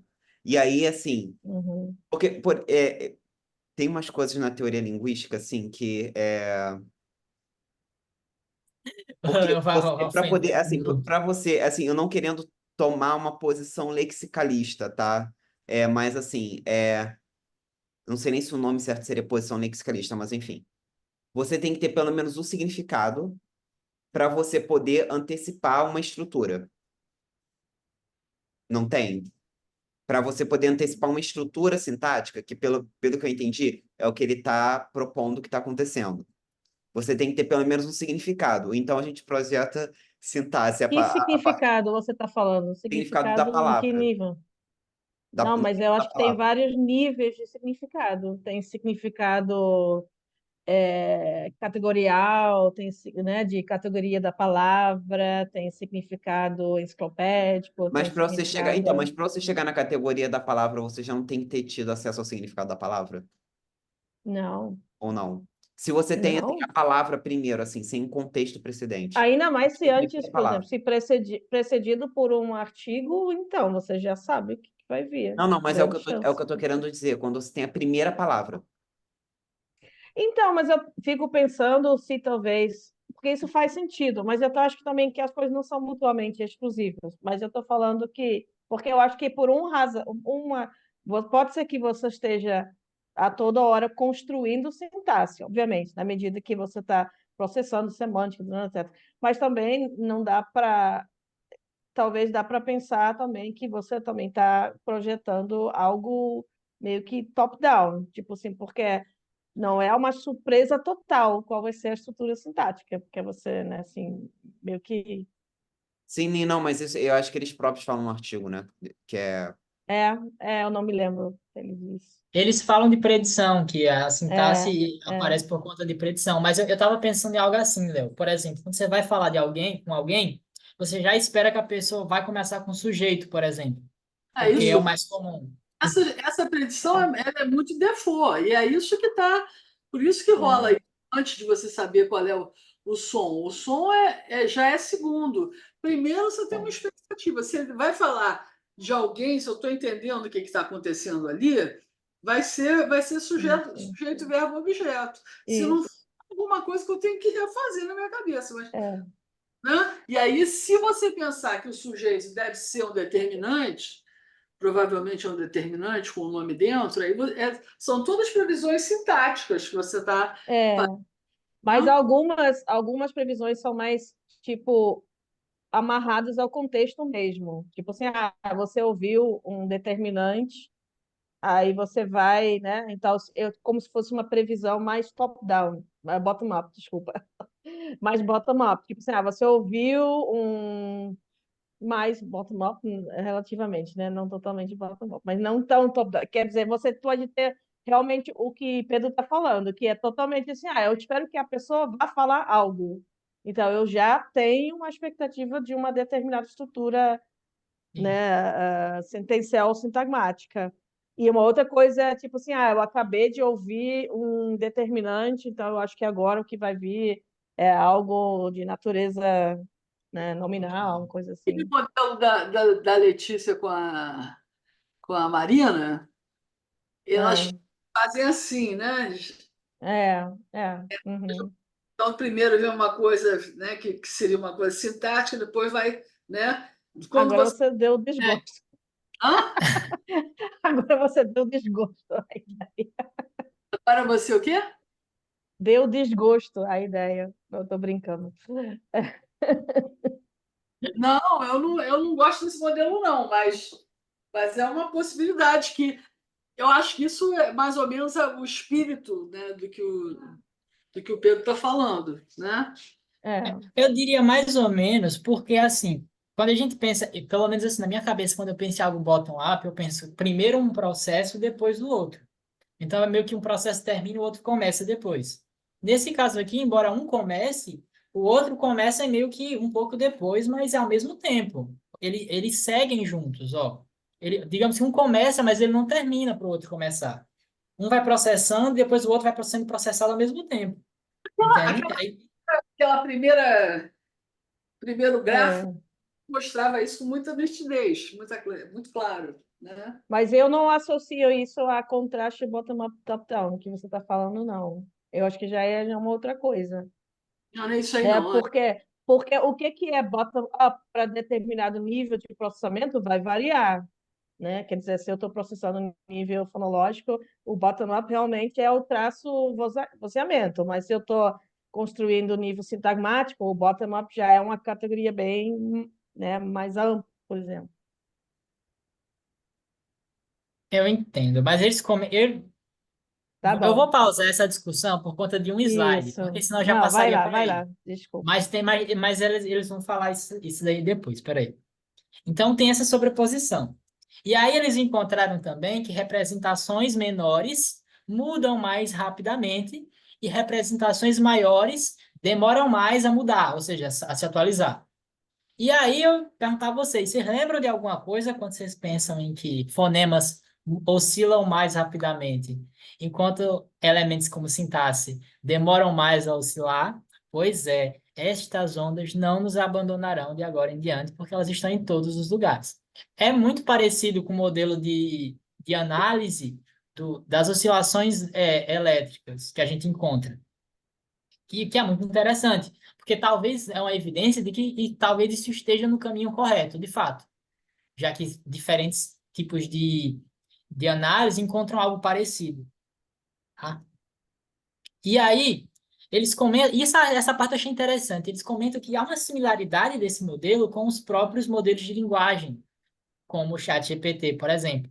Porque os modelos de linguagem, eles possuem um transformer, que é tipo um algoritmo de transformação, que para eles colocarem uma palavra numa frase, eles meio que seguram aquela palavra para usar meio que de base para prever a próxima, entendem? Então não é como se a palavra fosse prevista, é como se a palavra se mantivesse por um tempo e fosse usada para prever os próximos. Então, é algo próximo ao modelo que eles propõem. Então, aí fica a pergunta, será que o chat GPT realmente está construindo frase com o nosso cérebro?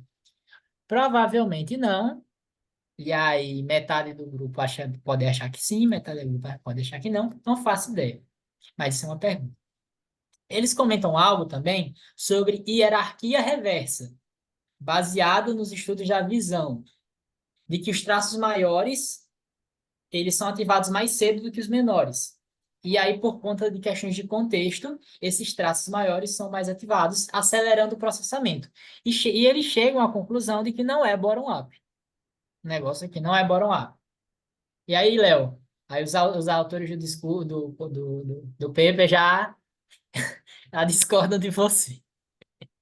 De você, então não vai ser opção para eles. Mas peraí, Mas o que não é bottom-up? O já da visão não é bottom-up mesmo.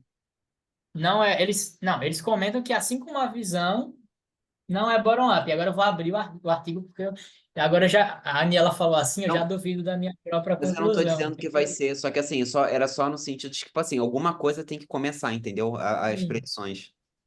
Não, eu entendo, tava só brincando. Deixa eu ver se eu acho. Na última parte, eles comentam.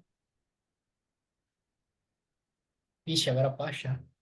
Mas eles comentam sobre essa teoria da hierarquia reversa que foi proposta para a visão, que estipula que representações de alto nível são ativadas imediatamente, baseadas na predição do contexto, oferecendo acesso imediato à informação global que forma o GIST, que eu não faço ideia do que é, É o gostinho da coisa. e o gostinho do processamento é formado por traços mais altos. E aí Então, não é bottom-up. na visão é claro ou escuro, que é um negócio. Esse troço te dá o gist é ali entre ser claro e ser escuro, já te posiciona completamente diferente, entendeu? Do que você vai fazer. Aham. São coisas grandes a esse respeito. Se é claro ou se é escuro. É desse tipo, assim, coisa bem grandona. Aí, quando você se posiciona numa coisa dessa grandona, acontece uma série de coisas que são bottom-up. Aí pode ser que, ao mesmo tempo, você tenha outros insights desse grande, que vai ajudando o funcionamento do bottom-up que tá acontecendo, está discorrendo na tua frente, né? É, exatamente. Aí eles comentam que não pode ser um processo bottom-up, o processamento da linguagem, por conta disso, desses elementos de predição de contexto que vem antes. É, só que ele não termina, então é como se um começasse antes, mas permanecesse, enquanto o outro é processado ao mesmo tempo. É quase como se fosse aquelas. Eu vou voltar ao artigo do Murphy, é quase como se fossem aqueles acoplamentos, de que um traço maior ele acopla vários elementos menores nele, que é aquelas ondas gamas acopladas nas ondas delta ou teta, por exemplo. Então é algo muito parecido. Ou talvez eu enlouqueci É, da semana passada para cá e não, agora eu tô achando tudo igual. mas eles falam mesmo que não é bottom-up. Eu não tinha percebido isso, que eu li meio que, né, deu uma leitura dinâmica, mas eles falam isso mesmo, com todas as palavras que você está falando. Então, o Exatamente. bootstrap não é bottom-up. O Não é bootstrap bottom-up. não é bottom-up, mas pode ser que, na visão, é assim. Eu posso até dar para vocês os negócios de processamento de visão, vocês vão ver que é essa jogada. Você tem um gist que é te dado pelo top-down. Aí você entra dentro de um domínio, aí você prossegue nesse domínio por bottom-up. Aí você, de novo, tem que checar o contexto. Aí você checa o contexto, faz um outro domínio. Ali dentro tem um negócio bottom-up. Aí você diminui e vai fazendo bottom-up. Diminui e vai fazendo. Entendeu? Então são diversas aplicações de contexto para te dar esse sentido, esse gostinho do que você está falando, e aí você trabalha com atenção os pequenos traços, você vai aumentando. Aí você vai indo. Nesse caso, é recursivo mesmo. Eu nunca tinha pensado nisso, mas é claro que é. Se você define uma área, trabalha lá dentro, depois define uma outra área, trabalha lá dentro, define. Isso aí é recursividade. É exatamente a boneca, a matriusca aí, a babusca aí. Essa é uma perspectiva interessante. Tá? Pode ter alguma coisa recursiva até já uma evidência de recursividade no processamento. Recursiva, hierarquia inversa, né, que eles falam.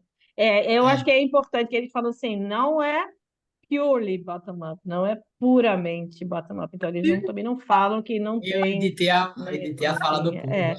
Não, mas eles falam isso mesmo, você está certo. Mas eles, tipo... Purely, porque você define um lugar e aí aquela definição daquele lugar isso é top-down, para dar o gist. Aí depois você vai, né, diminuindo.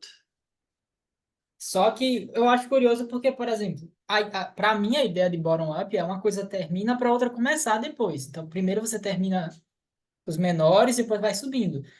Pelo que eu olho para esse gráfico, me parece que, embora os elementos, de fato, tenham elementos menores que passam para elementos maiores, o intervalo de um cabe no outro. Então, é meio que não tem um não espera acabar para o outro começar, sabe? Não tem primeiro a junção das sílabas para depois o processamento da palavra. Ao É como mesmo se tempo. É um pedaço que paralelo, é tudo paralelo. Então, não é uma coisa serial, né, que chama? esse lugar de overlapping, o de baixo é bottom-up e o de cima é top-down, porque ele que está abrindo aonde você está definindo. Sim. Seria isso. Muito interessante. Puxa. Pois é, eu achei muito interessante quando eu vi inicialmente. Sofri muito, aquela equação me deixou um pouco desnorteado. E aí, se vocês quiserem. Não, antes de eu terminar, quero fazer minha piadinha final. A Estê perguntou no chat sobre o que seria nós. Os nós fechando, O né? Então, encerramento dos nós, uma coisa assim. isso. Pode ser alguma coisa com sintagma, por exemplo, quando você pega o HDC vai estar terminando um nó de sintagma determinante, por exemplo. O O vai estar começando o sintagma, entendeu? Ah, Então, tá, mais ou entendi. menos, Não, seria entendi. mais ou menos isso que eu entendi. Uma A dúvida, parte. assim, é porque eu também fiquei com uma dúvida com relação a isso e tem a ver com uma pergunta e meio que uma provocação, um comentário maldoso que eu ia fazer depois. Só que eu preciso entender primeiro isso. O... Porque, por exemplo, a gente sabe, eu tinha visualizado mais ou menos os nós fechando como se fossem os colchetes fechando na representação sintática linear das sentenças. Só que como é que você sabe, dada a recursividade, quantos colchetes você vai estar abrindo? Infinitos, porque não tem. Mas Você então, mas sempre... aí como é que você tem uma medida aí de opening nodes? Ô, Eu Léo, acho que pelo, não, pelo... Pode falar enquanto eu procuro aqui. não, eu tô pensando se não podem ser também casos, tipo, como com essa coisa de predição, porque como as estruturas sintáticas, elas não são ilimitadas, a gente tem, tipo, formas mais fixas, pode ser que elas meio que já sejam usadas, e ainda mais se o contexto facilitar, para poder definir quais palavras vão entrar dentro da frase, entendeu? Um esqueleto da frase primeiro, antes das palavras em si serem formadas. E aí, isso ajudaria nessa coisa da predição, pelo menos. Não sei. É, Está eu falando ia... de estar de ter uma preparação assim bem extensa e é, só do de fora ou do de fora e de todas esses semi-pedaços que você vai. Não, os semipedaços é tipo, é como se essas, sei lá, pelo menos umas estruturas de verbo-objeto ou talvez com sujeito incluído, não tenho certeza, essas estruturas mais básicas, assim, dessas orações rotineiras, não sei. É, elas meio que seriam estruturadas sintaticamente, nesse sentido preditivo, e elas meio que guiariam ou selecionariam quais tipos de informação lexical iam poder compor essa estrutura sintática, entendeu? No sentido de seleção semântica, basicamente, composição semântica, a combinatorialidade sintática meio que guiaria a escolha das palavras. Mas o negócio é que se você E está, aí, hum, vamos dizer, eu vi um texto da Estê que ela está comentando encaixes centrais, né? Então, eu acho que é assim, o gato miou, eu acho que é essa a sentença dela, tá? Aí, isso aí seria top-down, isso aí apareceria para você top-down, mas acontece que o gato miou aceita 300 milhões de sentenças ali dentro, que podem ir se alinhando, alinhando, alinhando. E isso você não pode ter previsão quando você fala o gato, quando você pensa na estrutura do gato miúdo. Aí que pode ser o gato que o homem chutou, que o meu vizinho atropelou, não, miou, né? Então eu isso posso. aí, com certeza. Hã? Isso aí, com certeza, concordo com a senhora. Então é só o Ah, que eu posso saber. E aí, com isso, eu vou definindo as cascas de fora, né? Eu defino a primeira, e aí eu sou obrigada a montar um pouco essa primeira, mas aí eu posso alinhar outra ali no meio, defino de novo outra. Então eu vou assim, pegando por fora e fazendo por dentro, pegando por fora e e fazendo. Me parece que o que ele está dizendo é isso.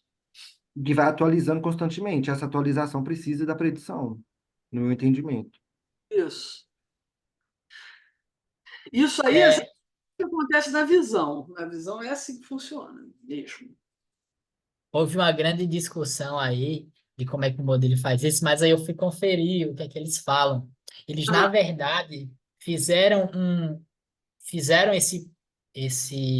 essa identificação com base no modelo que eu acho que foi feito pela Universidade da Pensilvânia, um hum, parser, um decodificador já treinado por eles. Então, ele já tem a base de outros textos, entendeu? Para identificar o que é que termina, o que é que não começa.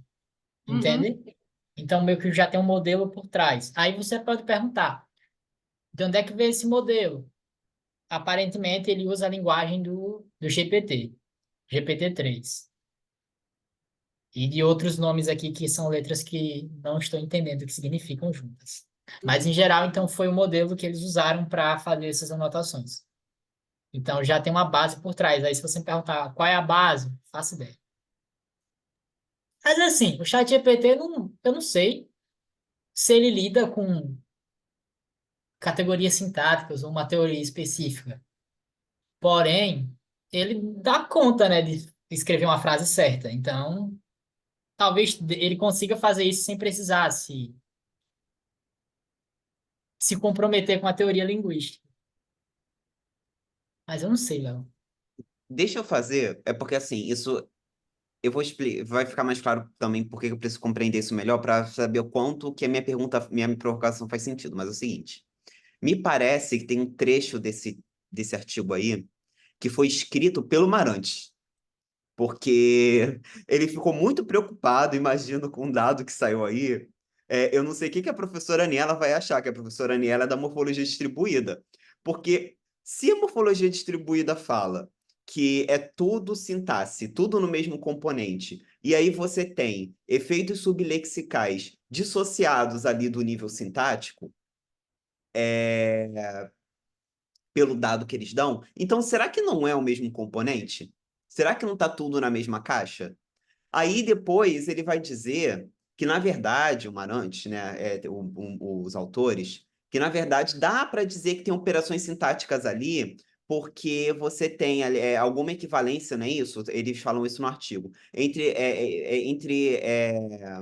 essa questão do closing, opening, nodes e os morfemas. Só que aí por isso que eu estou falando que eu precisaria entender um pouco melhor o que, que é esse opening e closing. Só que aí mesmo assim, se a morfologia distribuída diz que está tudo no mesmo componente, não deveria ter esse dado de morfologia, a morfologia não deveria estar mais associada com outro nível, o nível da sintaxe?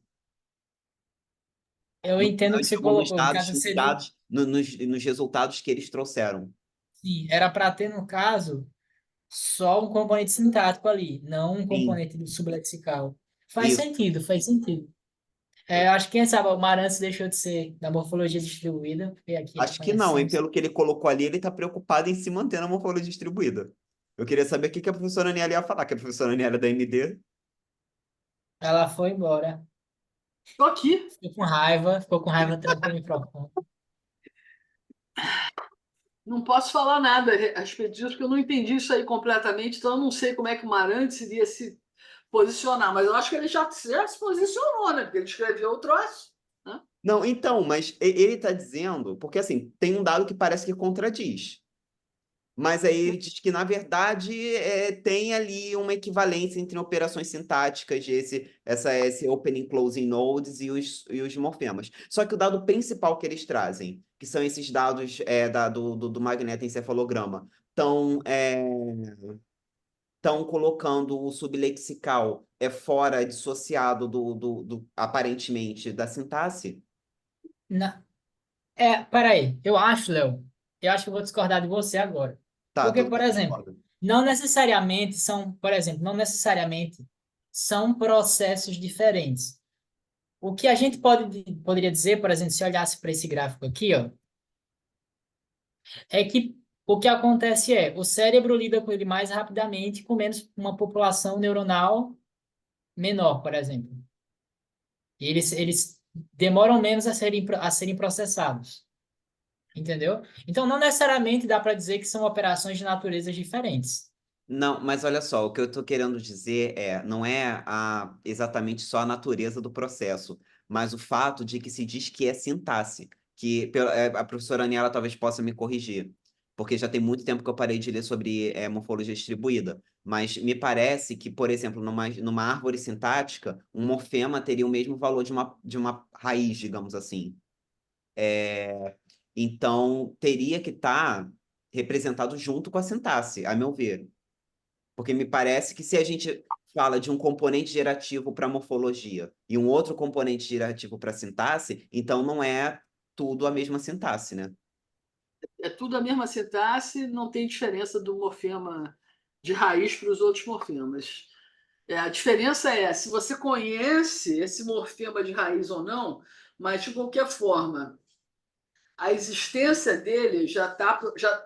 Você conhecendo ou não conhecendo ele logo de inícios, que aí são duas vertentes, né? Tem uma vertente que coloca que essa raiz é conhecida desde o início, tem outra vertente que diz que a raiz não é conhecida. Mas, em ambos os casos, o morfema da raiz é um morfema e está lá desde o início e está sendo computado igual aos outros, é all the way down. A mesma Ô, all the way. Léo, será que, olha se Então faz deveria sentido para realmente. você. Tipo assim, o morfema, ele é meio que o mediador entre a sintaxe e a fonologia. Faz sentido? Isso ou não? Não? É porque ele meio que conecta as duas coisas, entende? Não, é porque assim, mas a minha dúvida permanece, o meu questionamento permanece, porque o argumento da morfologia distribuída é que o morfema é computado junto com a sintaxe, é na sintaxe. Pelo menos assim, né? A não ser que você faça uma separação entre o morfema na noção fonológica e o morfema mais abstrato que nem a MD propõe. Só Uhum, que mesmo assim, aí uhum. não faz sentido para mim, você separar. Enfim, para mim teria que estar junto. Teria que estar tudo Não. Essa é representado. uma visão É, lexikalista, como você falou. Mas, não, morfemas são abstratos nesse nível sintático. Enquanto a sintaxe só processa abstração.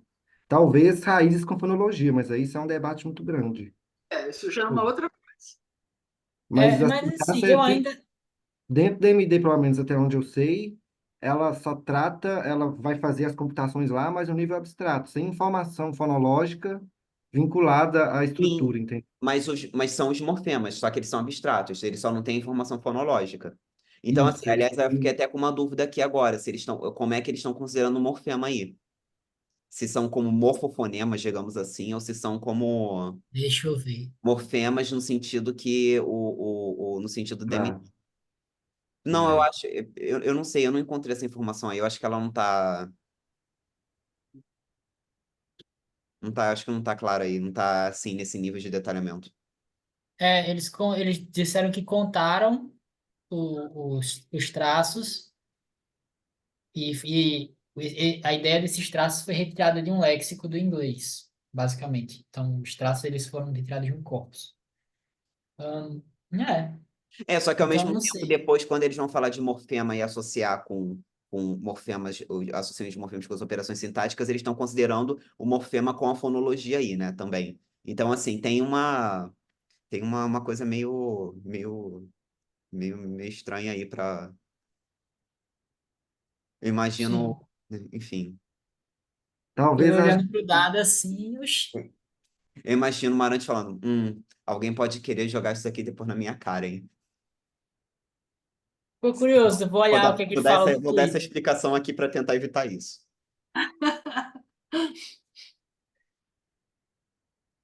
Esse foi no nível de análise que eu não estava.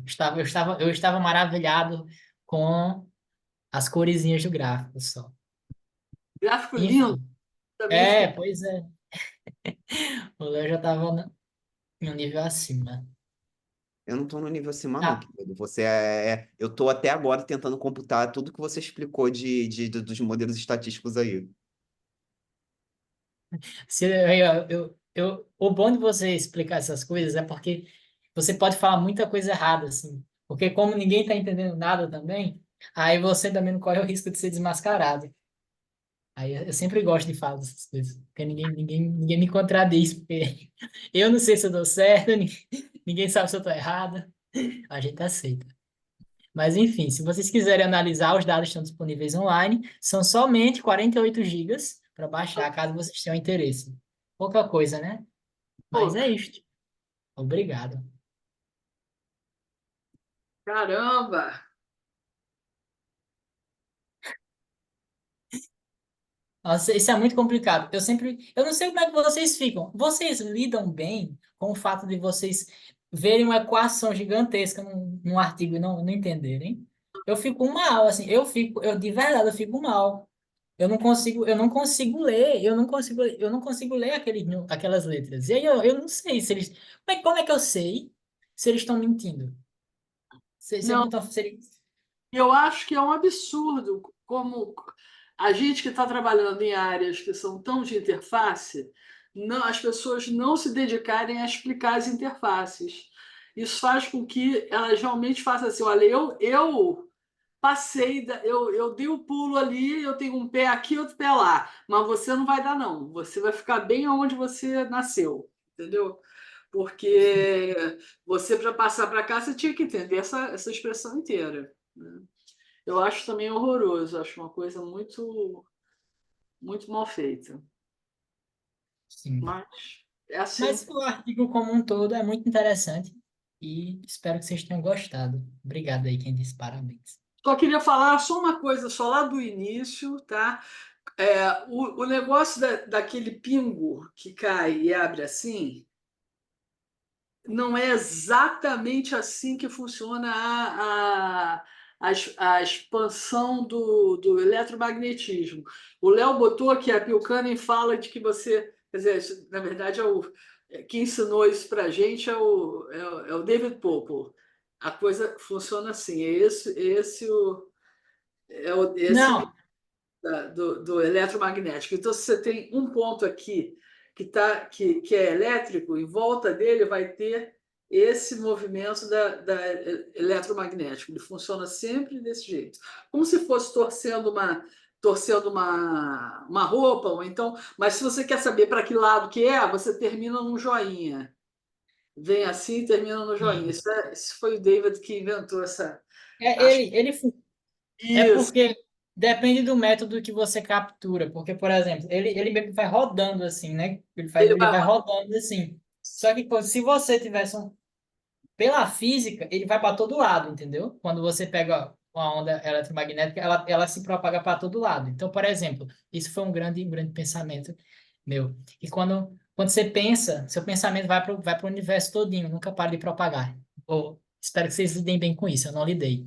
Mas assim, então ele tem que se propagar para todo lado. Quando o pessoal explica que ela é assim, é porque na verdade é um método de captura desse sinal. Mas não necessariamente ele só vai assim, para um lado específico, entendeu? Ele se propaga para todos os lados. Então, por exemplo, isso que é feito assim, ele é meio que uma explicação de um lado só. Se vocês tem umas fotos muito boas. How electromagnetic waves. Ele tem umas explicações, uns desenhos na internet que mostram um, o exemplo de fato do que acontece. De que quando você bota em 3D. O problema da explicação é que ela não é. Lidar com 3D é mais complicado. Mas Ah, assim, eu talvez eu tenha entendido errado. Mas esse é o conhecimento que eu tinha trazido aqui, que me foi explicado. Eu sempre peço para me explicarem isso como se eu estivesse no sexto ano do ensino fundamental. Porque é só assim que eu consigo entender. Mas é isso. Então talvez vocês estejam certos e eu talvez tenha entendido errado. No que eu percebi, realmente essa parte da física é a minha parte mais fraca. Então, eu estou falando que já me disseram. Não seria uma coisa de captar, seria realmente aonde a onda está. Se você tiver perpendicular ao sinal, você consegue pegar o sinal. Mas se você tiver do mesmo paralelo ao sinal, o sinal passa por você sem você conseguir captar nada dele, capturar nada dele.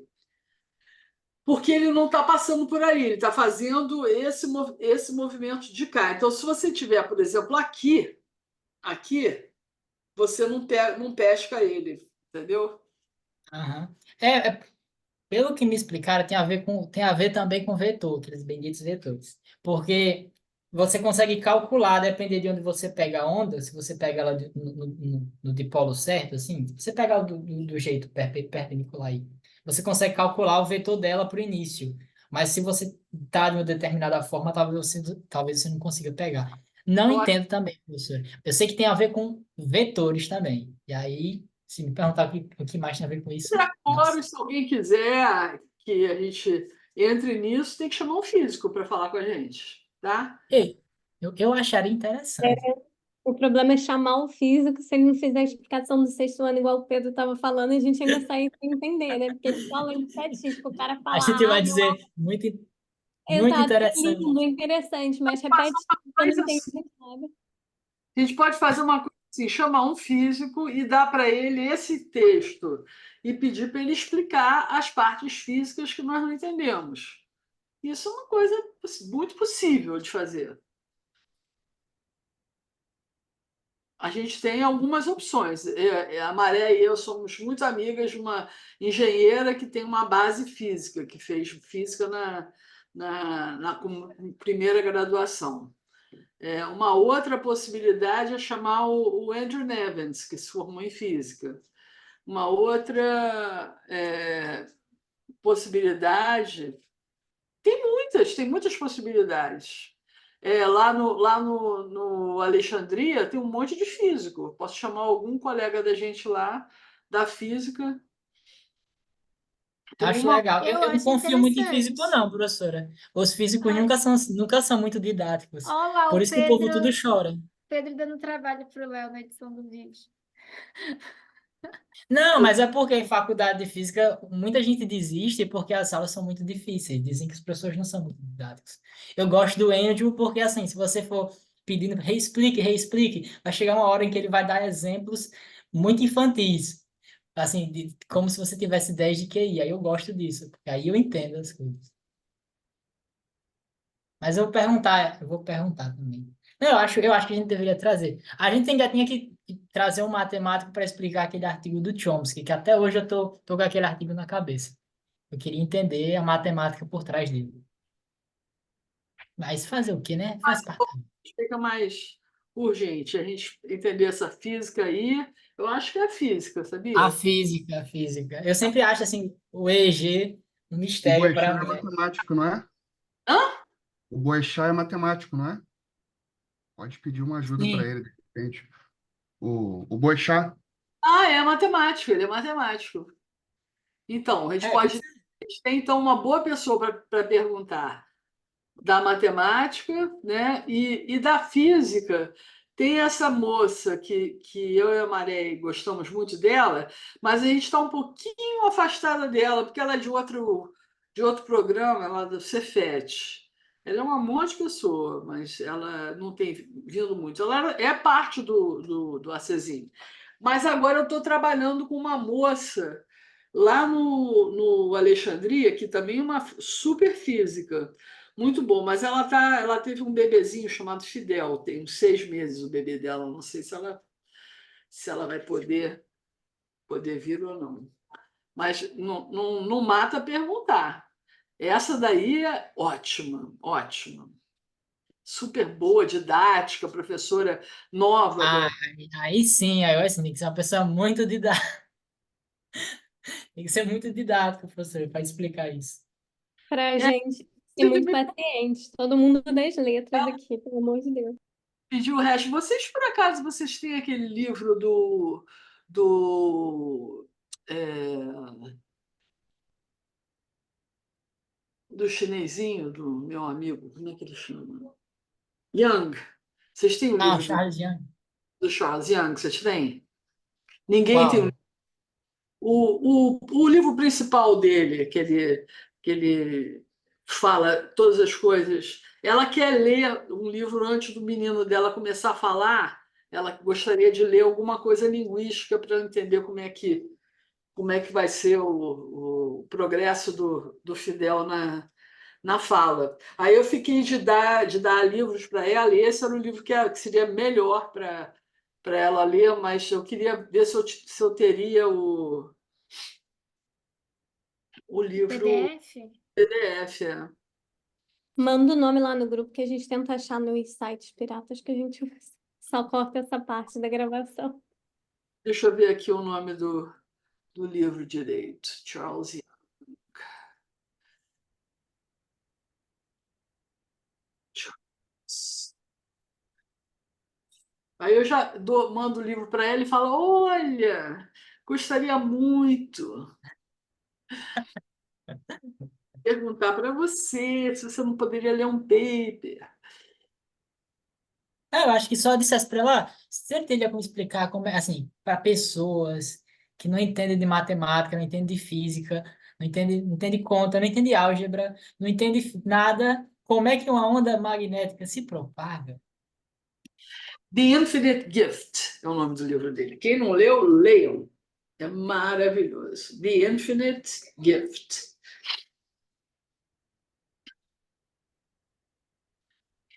Então é isso.